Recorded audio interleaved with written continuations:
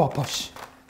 AK 아니요, 소총 AK 말고 해상도 AK.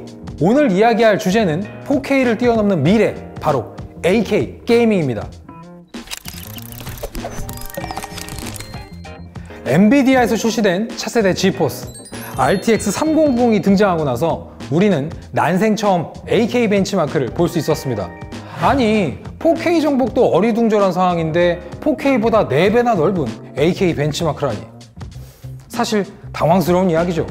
2020년인 현재까지도 가장 많은 게이머들이 사용하고 있는 주류 해상도 FHD에 비해 무려 16배 더 넓은 화면인 AK는 가로 해상도가 8000개에 가까운 7680개의 픽셀, 세로 해상도가 4K의 2배나 되는 4320개의 픽셀로 이루어져 있어서 엄청나게 선명한 화면을 제공합니다.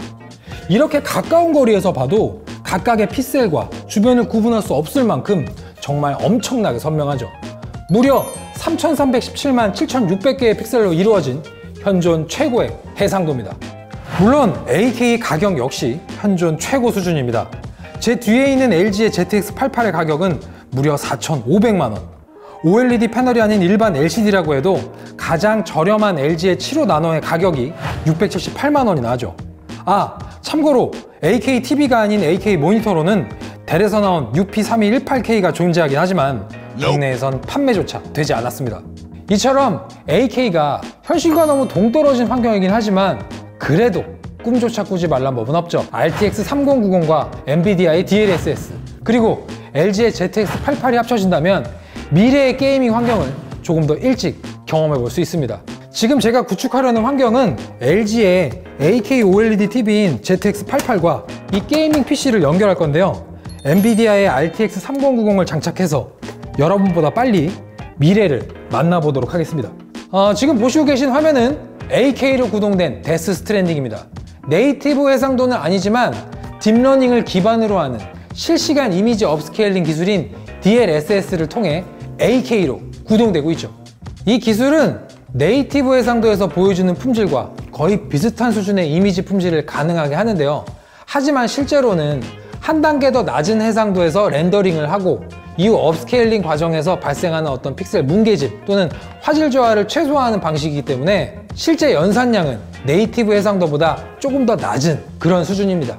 따라서 4K에서 볼 수 있는 프레임을 AK에서도 누릴 수 있는 것이죠. 진짜 AK로 구동했을 때가 좌측 화면의 프레임, 그리고 DLSS를 통한 AK 플레이가 우측 화면의 프레임입니다. 이 정도 차이라면 우측이 훨씬 더 부드러운 화면을 제공하겠죠. 현재로선 AK 게이밍을 해야 한다면 DLSS는 선택이 아닌 필수적인 옵션이나 다름없습니다. 물론 옵션을 타협한다면 DLSS가 적용되지 않더라도 지금 보시는 것처럼 AK 게이밍 플레이가 가능합니다.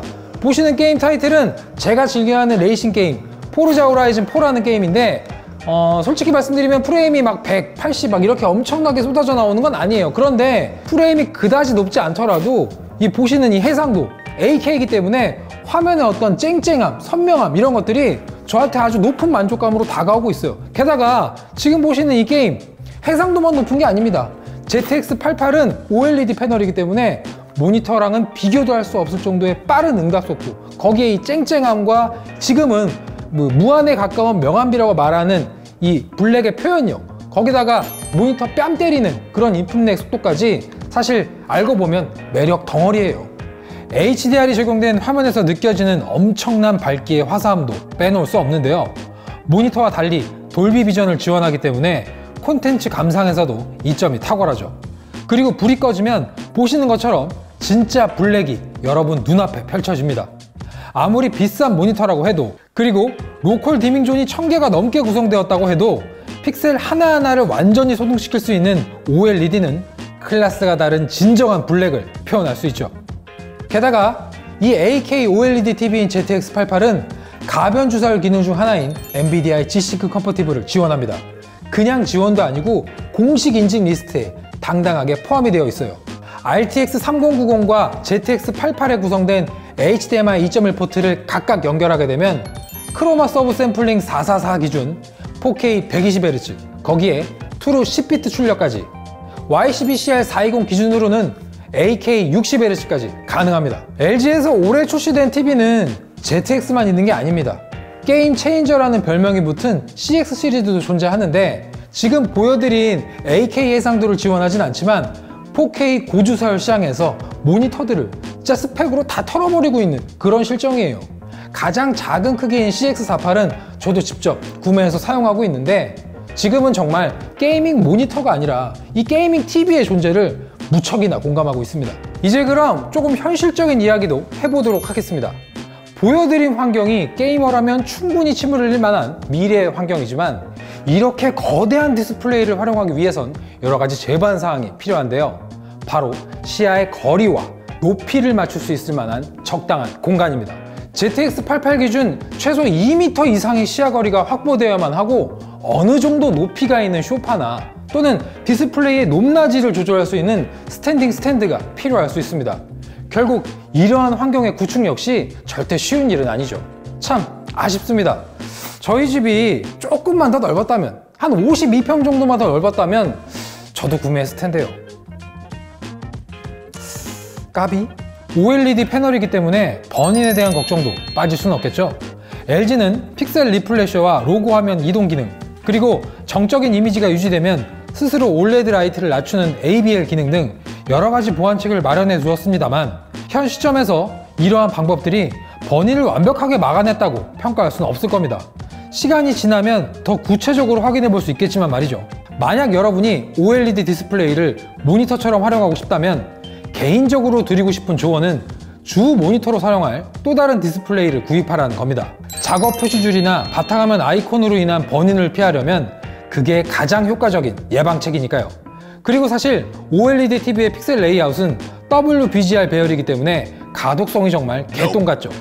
물론 강조하지만 이건 미래의 게임 환경이지 웹서핑 환경은 아닙니다. 그리고 이러한 환경은 사실 리빙룸 솔루션에 더 가깝습니다. 동과 공간 둘 모두가 필요하고 거주 공간이 비교적 좁은 국내에선 구축이 더 어렵죠. 하지만 분명한 건 보여드린 환경이 우리가 꿈꾸던 4K를 뛰어넘는 미래의 게임 환경 중 하나라는 겁니다. 클래식하고 미니멀한 이런 ITX도 최근 인기를 끌고 있지만 더 크고 더 생생하고 더 박진감 있는 환경도 매력은 충분하죠. 그리고 AK 역시 언젠간 정복될 겁니다. 4K가 RTX 3080에 정복된 것처럼 무어의 법칙이 깨진 것처럼 말이죠.